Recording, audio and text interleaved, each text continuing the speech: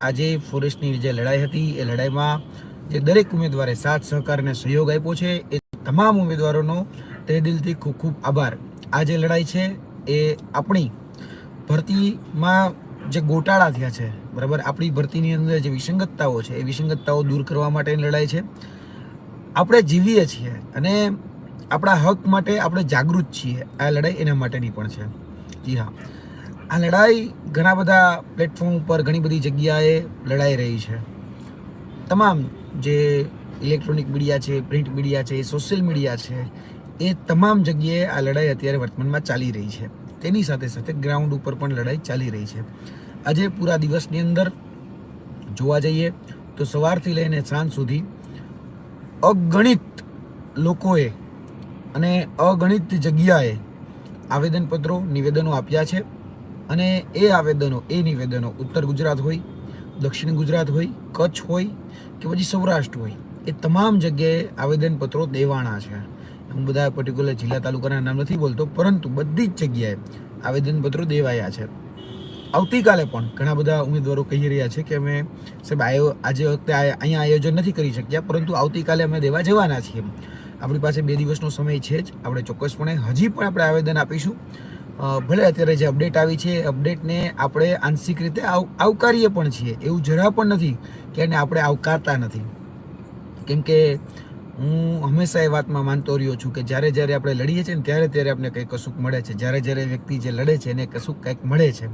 આ લડાઈ એ આપણા અસ્તિત્વ માટેની લડાઈ છે. આ લડાઈ ફક્ત એવું નથી કે ખાલી વનરક્ષક માટેની જ છે. આ લડાઈ જોવા જઈએ તો જે પદ્ધતિ લાવવામાં આવી છે, CBRT, computer base recruitment test, એને વિરુદ્ધમાં લડાઈ છે. અને આ જે CBRTના વિરુદ્ધમાં જે લડાઈ છે અને એને કારણે જે વિદ્યાર્થીઓ ભોગ બની રહ્યા છે, આવનાર દિવસોમાં CCE હોય કે આવનાર દિવસોમાં અન્ય કોઈ પણ પરીક્ષા હોય, એનામાં વિદ્યાર્થીઓનો ભોગ ન લેવાય, એ આપણે ખાસ ધ્યાન રાખવાનું છે. એટલે વર્તમાનમાં પણ જોવા જઈએ તો જે પદ્ધતિ છે એ પદ્ધતિને કારણે ઘણું બધું નુકસાન થઈ રહ્યું છે. અને એ પદ્ધતિને કારણે જે વિદ્યાર્થીઓ છે એ વિદ્યાર્થીઓ સારો સ્કોર કરતા હોવા છતાં, સારી રીતે માર્કિંગ લાવવા છતાં એમાં જે મેરિટ યાદી આવે છે, મેરિટ યાદીમાં એન્ટર નથી થતા. આ નરી અને કડવી વાસ્તવિકતા છે. આપણે એની સામે અત્યારે લડાઈ શરૂ રાખવાની છે.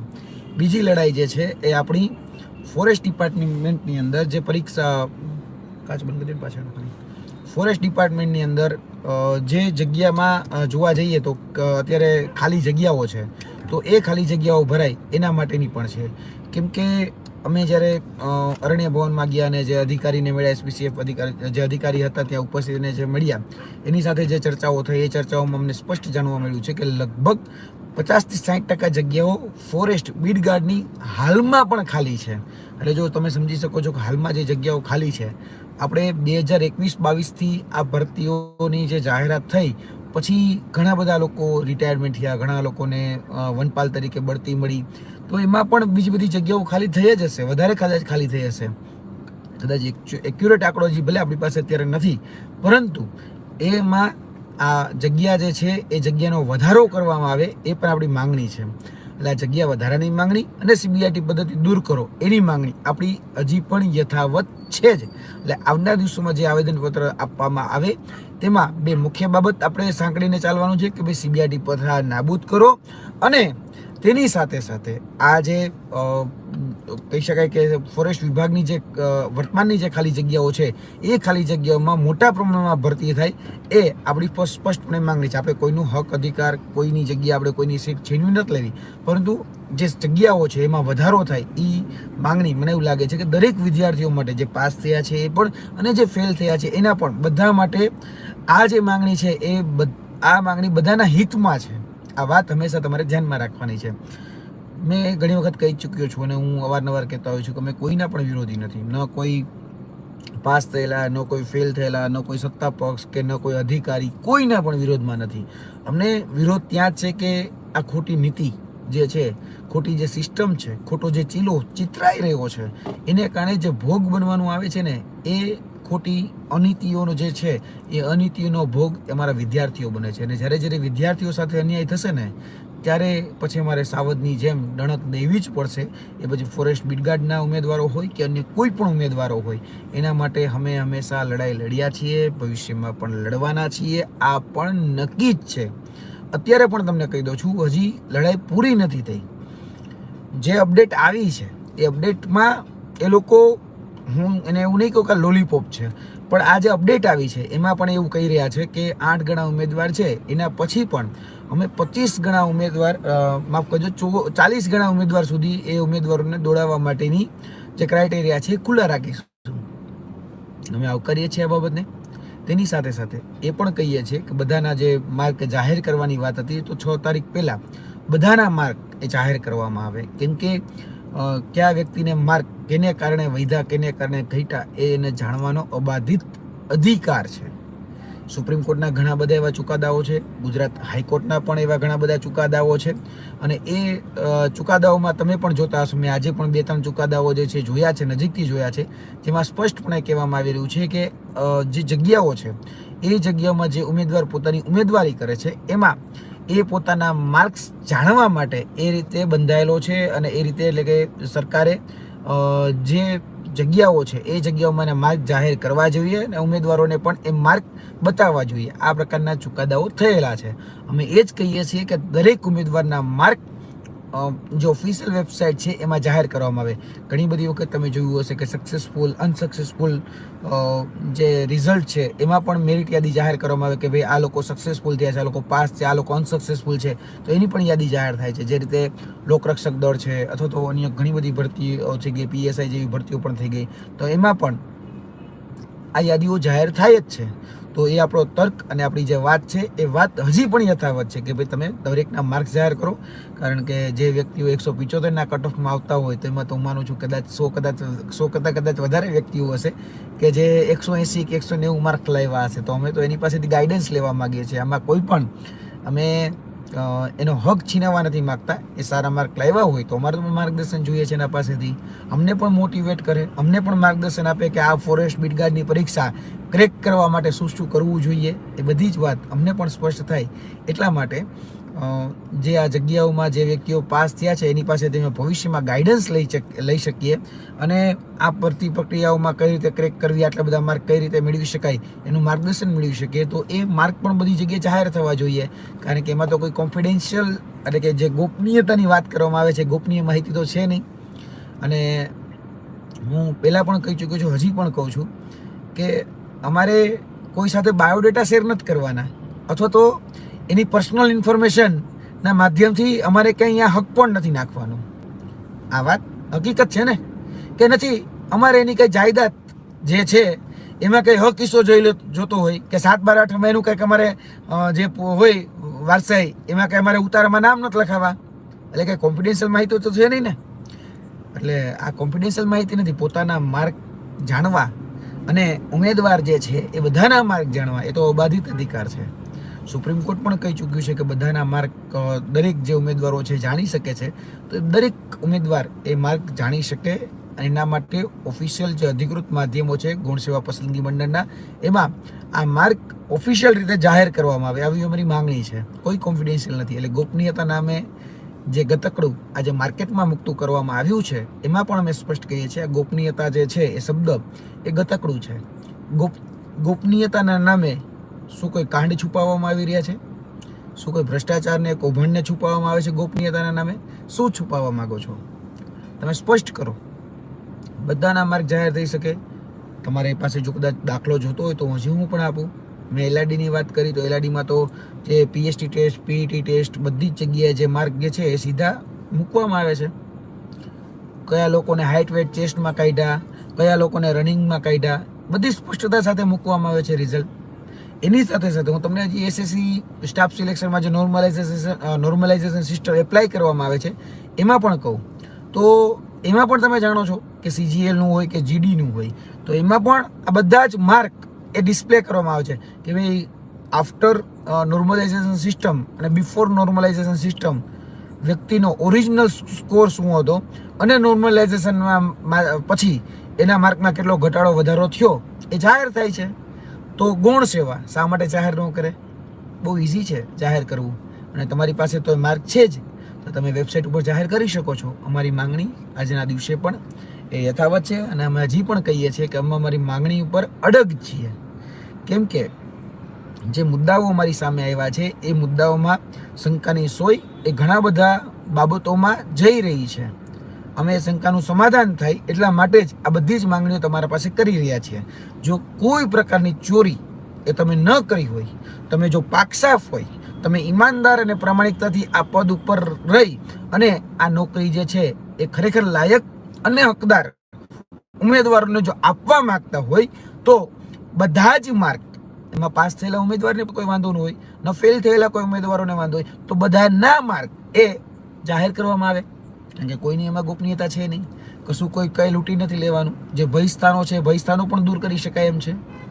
એટલે જે રીતે એસએસસી છે અથવા તો આઈબીપીએસ પીઓ ક્લર્ક છે અથવા તો કદાચ રેલવે રિક્રુટમેન્ટ બોર્ડ છે, બરાબર, ઘણી બધી પરીક્ષાઓ આ પ્રકારે લેવાતી હોય તો એમાં પણ બધાના માર્ક જાહેર થાય છે. જો તમે બીજાની સિસ્ટમ એ હાયર કરી શકતા હોય અથવા તો ઓછીથી લઈ શકતા હોય તો એ સિસ્ટમ પ્રમાણે તમે પણ માર્ક આપવાનું રાખો, જેથી કરીને ઉમેદવારોને અન્યાય ન થાય.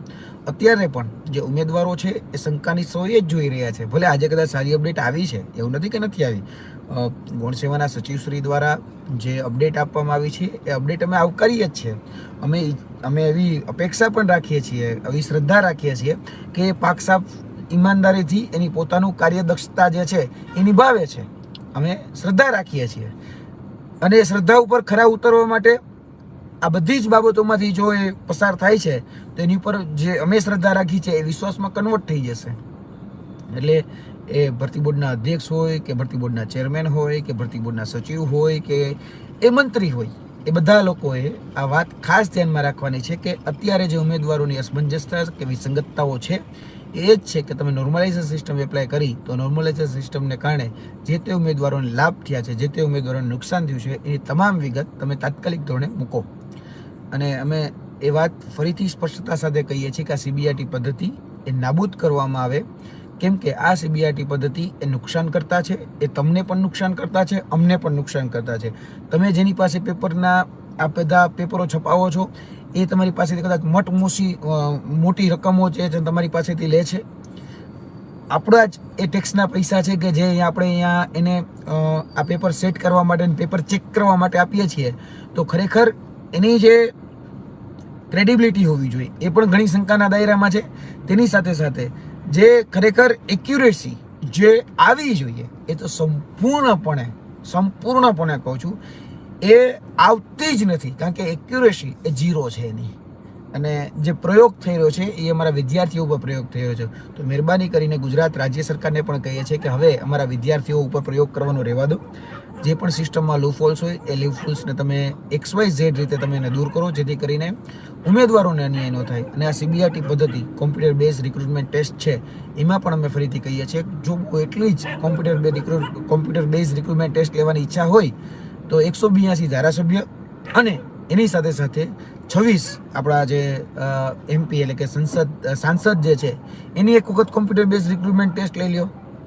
રાજકીય પરીક્ષા જેને આપણે કહે છે, હવે રાજકીય પરીક્ષાના તબક્કા બદલી નાખો ને એક વખત. રાજકીય પરીક્ષાના તબક્કામાં હવે એક આપણે ટેસ્ટ જીકેનો પણ ઉમેરી દઈએ. અને આ જીકેનો ટેસ્ટમાં જે લોકો સારા માર્ક લાવે અને 182ના મેરિટમાં ઇન થાય એને ધારાસભ્ય બનાવવાના, અને જે લોકો 26માં ઇન થાય એને સાંસદ બનાવવાના.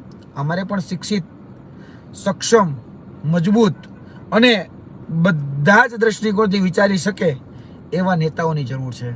આ સીબીઆરટી પદ્ધતિ જો તમને બહુ સારી લાગતી હોય તો તમે રાજકીય પરીક્ષામાં અપનાવો અને પછી કયો. બાકી યાદ રાખજો, એસી ચેમ્બરમાં બેઠા બેઠા જે નેતાઓ જે આ નીતિ બનાવે છે એના દીકરા કે એના દીકરી અને એ અધિકારીઓ પણ કે એના દીકરા કે એના દીકરી એ આ પરીક્ષાઓ નથી આપતા. એટલે કદાચ તમને આ જે ઉમેદવારો છે ને એ ઉમેદવારોની પીડા નહીં સમજાય. તમે ક્યારેય પણ આ ઉમેદવારોની પીડા સમજી પણ નહીં શકો. એટલે જો ઉમેદવારોની પીડા સમજવી હોય ને તો એક વખત ગ્રાઉન્ડમાં ઉતરજો અને પોતાના દીકરાને કહેજો જા બેટા 5 કિલોમીટર 25 મિનિટમાં એક વખત દોડીને આવી જોઈ.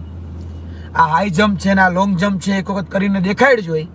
એટલે ખબર પડશે તમને પણ કે તમારો દીકરો કરી શકે છે કે તમારી દીકરી કરી શકે છે કે કેમ. બાકી એસી ચેમ્બરમાં બેઠા બેઠા જે નીતિ નિયમો બનાવવામાં આવે છે ખરેખર ગ્રાઉન્ડ ઉપર ઇમ્પ્લિમેન્ટ થાય છે તો વાસ્તવિક રીતે શક્ય છે ખરી? એ એક વખત વિચારી જોજો. એ લોકો અત્યારે જે ફોરેસ્ટ બીટગાર્ડના જે લોકો છે એ લોકો જંગલનું રક્ષણ કરવા માગે છે. તમે જો ભક્ષકો પેદા કરવા ન માગતા હોય, કારણ કે ભ્રષ્ટાચારથી ભક્ષકો જ પેદા થાય, આ યાદ રાખવું હંમેશા. જે લોકો ભ્રષ્ટાચાર કરીને આ સિસ્ટમની અંદર ઘૂસવા માગે છે ને એ જંગલના રક્ષક નહીં બને, એ જંગલના ભક્ષક બનશે. પછી એ જંગલનું લાકડું પણ વધવા નહીં દે, બધું વેચી મારશે. એના કરતાં બેટર છે કે આપણી સિસ્ટમ એટલી શુદ્ધ હોય. જે પદ્ધતિ છે એ પદ્ધતિમાં દરેક ઉમેદવારને ન્યાય થાય, કોઈને શંકા ન ઉપજે. જીપીએસસીની ઘણી બધી પરીક્ષાઓની પદ્ધતિ એક વખત જોઈ લો. જે સમયે દિનેશ દાસા સાહેબ હતા અને પછી જે ભરતીઓ લેવાની છે તો ખરેખર કઈ પ્રકારે લેવાની છે, ખરેખર એડોપ્ટ કરવું હોય તો આપણી પાસે ઉદાહરણો ઘણા બધા છે, દાખલાઓ ઘણા બધા છે, આપણી પાસેથી પણ એડોપ્ટ કરી શકાય છે. એવું જરૂરી નથી કે સ્ટાફ સિલેક્શનની મેથડ અપલોડ કરવી, એના જ નોર્મલાઇઝેશન પ્રમાણે આ બધી જ પ્રક્રિયાઓને કરવી. આપણે નોર્મલાઇઝેશન એનામાંથી લઈએ છીએ, સ્ટાફ સિલેક્શન કે આઈબીપીએસમાંથી, તો એ પ્રકારે મેરિટ બનાવવાનું રાખો ને. એ મેરિટ જે રીતે આપે છે એક વખત એ રીતે તમે પણ આપીને જુઓ ને, નામ, number, category, after normalisation, before normalisation, બધી જે વાત કરે છે એક વખત તમે પણ કરીને જોઈ લો. ખરેખર પછી જોજો કે વિદ્યાર્થીઓ શું તમારી પાસે પ્રતિક્રિયાઓ આપે છે. એટલે જે ખોટું છે, કારણ કે સીસીમાં પણ આ જ પરિસ્થિતિનું નિર્માણ થવાનું છે, એ પહેલાં જાગી જઈએ અને આ સીબીઆરટી પદ્ધતિ છે એ સીબીઆરટી પદ્ધતિનો વિરોધ કરીએ, એવું મારું દરેક ઉમેદવારને કહેવાનું છે. કે હજી આવનાર દિવસોમાં હવે જે આપણી રણનીતિ છે કે 2 દિવસ આપણે જે આપ્યા હતા એમાં હજી ઘણા જિલ્લા તાલુકાઓમાં કહી શકાય કે આના આવેદનપત્રો દેવાના બાકી છે. તાલુકામાં મામલતદાર હોય, જિલ્લામાં કલેક્ટરશ્રી હોય, એ લોકોને આવેદનપત્રો દેવાના બાકી હોય, એને આ 2 દિવસની અંદર આપણે આવેદનપત્ર આપી દઈએ. આપણી માંગણી આજે પણ સ્પષ્ટ છે, સીબીઆરટી નાબૂદ કરો, ફોરેસ્ટની જગ્યા છે એમાં વધારો કરો, તમામના માર્ગ જે છે એ ઓનલાઈન વેબસાઇટ ઉપર જાહેર કરો. એઝ એ પીડીએફ ફોર્મેટમાં કરો તો પણ અમને વાંધો નથી, પણ બધાના માર્ગ જાહેર કરો. આ અમારી માંગણી છે અને માંગણી સાથે આપણે આગળ આપણી જે લડાઈ છે એ લડાઈ યથાવત રાખવાની છે. અને યાદ રાખજો, જે લડે છે ને એને જ જીવનમાં કશું કંઈક મળે છે, જે લડતો નથી ને એને કાંઈ મળતું નથી. અને ગ્રાઉન્ડ ઉપરની લડાઈ છે ને એ સાચી લડાઈ છે. બાકી ક્રિકેટ મેચ હોય ને એમાં આપણે જોયું હશે કે 11 પ્લેયર અથવા તો 22 પ્લેયર એમ કરીએ તો ચાલે, એ 22 પ્લેયર જ ગ્રાઉન્ડ ઉપર લડતા હોય છે. પછી એની ઉપર ટીકા ટિપ્પણી કરવાવાળા તો લાખો પબ્લિક હોય છે, કરોડો હોય છે, પણ ગ્રાઉન્ડ ઉપર 22 જ લોકો લડતા હોય છે. આ પણ એક નરી અને કડવી વાસ્તવિકતા છે ને. અત્યારે ગ્રાઉન્ડ તમારા માટે ખુલ્લું છે, લડવા માટેની તૈયારી રાખજો. આગળના દિવસોમાં ગ્રાઉન્ડમાં ભેગા થવા માટે પણ કોલ આપવામાં આવશે, એના માટેની પણ તૈયારી રાખજો. ગાંધીનગરનો ઘેરાવો કરવો પડે એના માટેની પણ તૈયારી રાખજો. અમદાવાદ ભેગું થવું પડે, બનાસકાંઠા ભેગું થવું પડે, જ્યાં ભેગું થવું પડે ત્યાં. બરાબર, યાદ રાખજો તમે બધા કે રણ મેદાન, તમે જે વનરક્ષક બનવા માગો છો એ પહેલાંની લડાઈ એ તમારે રણ મેદાનમાં આવી, રણભૂમિમાં આવી અને લડવી પડશે. અને આ રણભૂમિની લડાઈમાં અર્જુન પણ તમે જ છો અને કૃષ્ણ પણ તમે જ છો. અર્જુનની જેમ લડવું પડશે. બરાબર, હાથ કોઠા વિંધતા પણ આવડવા જોઈએ. ભલે તમને અત્યારે સરકાર 2 કોઠા જ દેખાડતી હોય કે પ્રિલિમ અને ફિઝિકલ, પણ એના પછીના જે અદ્રશ્ય રહેલા જે 5 કોઠા છે ને એ પણ વિંધવાના છે. એમાં આંદોલન પ્રયત્ન કરજો. હા, રિકનેક્ટ થઈ ગયું છે. ફેસબુક પણ આપણું ચાલુ છે, કદાચ ફેસબુકના માધ્યમથી પણ આપણે એમાં જોઈ શકો છો આ વિડીયોને. હું ફરીથી કહું છું, આગળની લડાઈ એ કપડા ચઢાણ જ છે. આગળની લડાઈ હજી લડવાની જ છે. આપણે આપણી એડી ચોટીનું જોર એ લગાડવાનું છે. બરાબર, આપણે જંગલનું રક્ષણ કરવાનું છે, એની પહેલા આપણે આપણી સીટનું રક્ષણ કરવાનું છે. તમારા હકની સીટ એ બીજો કોઈ ન ખાઈ જાય એના માટે હજી પણ ગ્રાઉન્ડની લડાઈ બાકી છે. પ્રેક્ષકો ઘણા બધા હશે, દર્શકો ઘણા બધા હશે, એ તમને ઘણું બધું કહેશે કે આમ નો કરે, ફલાણો આવો છે, ઢીકડો તેવો છે, આને તો લડતા જ નથી આવડતું, આને તો બોલતા જ આવડે છે, અને આમ કરતા નથી. બધું જ સહન કરવાનું છે. કારણ કે જે દર્શક છે ને એને એવું હોય કે ભાઈ એ ઇન્ડિયાનો ચાહક હોય, ઇન્ડિયાની ટીમનો જે ચાહક હોય એવું વિચારે. આજે સચિન તેંડુલકર ગ્રાઉન્ડમાં છે ને તો સચિન તેંડુલકર દર બોલે છક્કો મારે, અને સચિન તેંડુલકર જો 0માં આઉટ થઈ જાય ને તો એ જ પ્રેક્ષક અને એ જ દર્શક જે છે ને એને ગાળો દેતા હોય, કાને તો રમતા નથી આવડતું.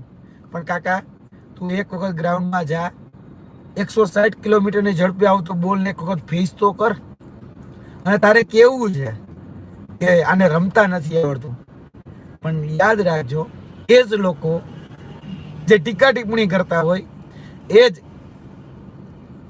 સચિન તેંડુલકરને ક્રિકેટના ભગવાન તરીકે પૂજે છે. આ હકીકત છે. એટલે ટીકા ટિપ્પણીથી કોઈ પ્રકારે બીવું નહીં. ભૂતકાળમાં ઘણું બધું સહન કરેલું છે. ટીકા ટિપ્પણી કરવા વાળા આપણા જ હોય. આપણી પથારી કોને ખબર હોય? આપણને જ ખબર હોય. એ આપણો જ આપણી સામે થાય કે તું આમ ને તું તેમ. એટલે પથારી ફેરવનાર જે હોય ને આપણો હોય. આપણે આપણા સામે લડવાનું છે, આપણે સરકાર સામે લડવાનું છે, આપણે આપણી સીટે બચાવવાની છે. એટલે આ જંગલનું રક્ષણ જો તમે કરવા માંગતા હોય તો શિયાળો, ઉનાળો કે ચોમાસું કોઈ પરવા કરવાની થતી નથી. આવનાર દિવસોની અંદર જ્યારે ગ્રાઉન્ડ ઉપર ભેગા થવાનું કહેવામાં આવે ત્યારે બધાએ ગ્રાઉન્ડ ઉપર ભેગા થવાનું છે. કોઈની પણ દરકાર એ કરવાની આપણે જરૂર નથી. આવનાર દિવસોમાં આપણે જ્યારે પણ કોલ આપવામાં આવે ત્યારે બધાએ ભેગા થવું જ પડશે. કારણ કે જે લડાઈ છે એ આપણા હકની લડાઈ છે. આપણે જે માંગણી છે એ પણ વ્યાજબી છે. જગ્યાઓ ખાલી છે તો જગ્યાઓ ભરાય, એ આપણો પણ ઉદ્દેશ્ય છે. પછી કદાચ ફોરેસ્ટ બીટગાર્ડની ભરતી ક્યારે આવે એ નક્કી પણ નથી. 324ની ભરતી, 334 સમથિંગ ભરતી જે હતી એમાં મેરિટ ક્યાં અટકું હતું એક વખત જોઈ લેજો. અને અત્યારે 823ની ભરતી છે અને મેરિટ 175 અટકે છે. એટલે શું ગોટાળા છે એ આફ્ટર રિઝલ્ટ અને ઘણા બધા હજી ઘણું બધું જોવા બાકી છે. એના પછી તમને પણ ખબર પડશે. એટલે હજી કહું છું કે લડાઈ હજી ઘણી બધી બાકી છે. લડાઈ માટે તૈયાર રહેજો. જ્યાં પણ જરૂર પડે તેમાં માર્ગદર્શન આપીશું. આવતીકાલની લડાઈ એ હવેની રણનીતિ થઈ અને હવે જે પણ આપણા જનપ્રતિનિધિ છે એ તમામ XYZ પાર્ટીના હોય એનાથી આપણે કોઈ મતલબ નથી. આપણે આપણા જનપ્રતિનિધિને વિનંતીના માધ્યમથી એક રજૂઆત કરવાની છે કે તમે અમને સપોર્ટ કરો કે ફોરેસ્ટ બીટગાર્ડની ભરતીની જગ્યામાં વધારો કરવામાં આવે અને આ CBRT પદ્ધતિ એ નાબૂદ કર. એમાં અમે તમારો સપોર્ટ માગીએ છીએ. તમારા લેટરપેડ ઉપર તમે સરકારને પણ જાણ કરો જેથી કરી અમે વંચિત ન રહીએ આ નોકરી મેળવવા માટે. સરકાર પાસે ઘણા બધો પદો ખાલી છે.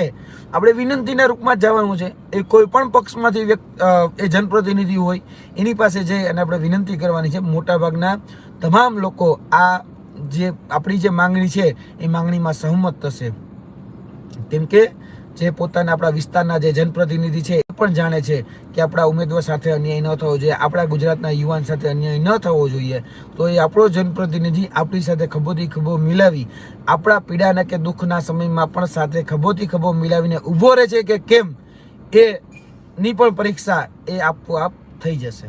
એટલે વધારે વાત નથી કરતો.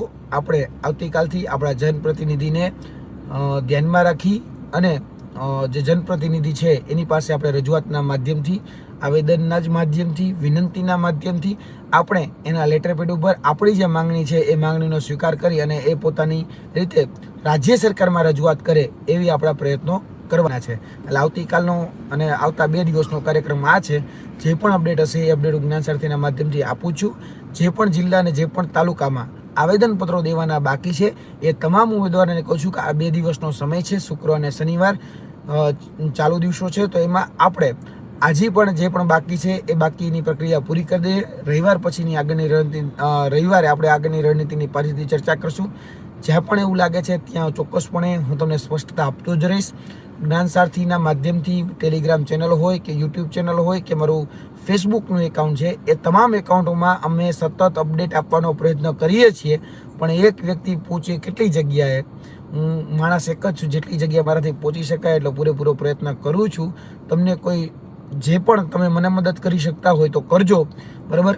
બાકી જે અપડેટ તમારા સુધી પહોંચે છે એ તમારા તમામ મિત્રો સર્કલ સુધી, એ ટ્વીટ હોય, કદાચ એ કોઈ પણ જગ્યાએ આવેદનપત્રો અપાણા હોય, કોઈ પણ જગ્યાએ નિવેદનો થયા હોય, બધી જ એ રજૂઆત તમારા માધ્યમોમાં પણ, તમારા મીડિયા મિત્રોના ગ્રુપમાં પણ, કે તમારા ફ્રેન્ડ સર્કલના ગ્રુપમાં, તમારા પરિવારના ગ્રુપમાં એ મૂકવાનું રાખજો, જેથી કરીને બધાને સપોર્ટ મળે, બધા જ લોકોને.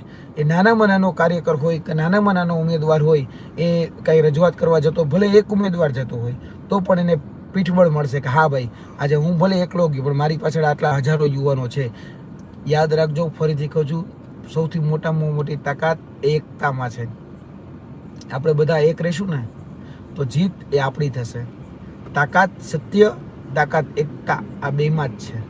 આપણે બધા એક રહેવાનું છે, સત્યને વળગી રહેવાનું છે. આપણે કોઈનું હડપ નથી કરી જવું, આપણે કોઈનો હકનો રોટલો છીનવી પણ નથી લેવો, પરંતુ આપણો જો કોઈ હકનો રોટલો છીનવી જતો હોય તો એને છોડવાનો પણ નથી.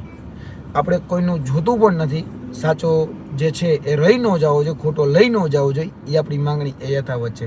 બસ આટલી જ વાત. જય હિન્દ, જય ભારત. ફરીથી મળતા રહીશું.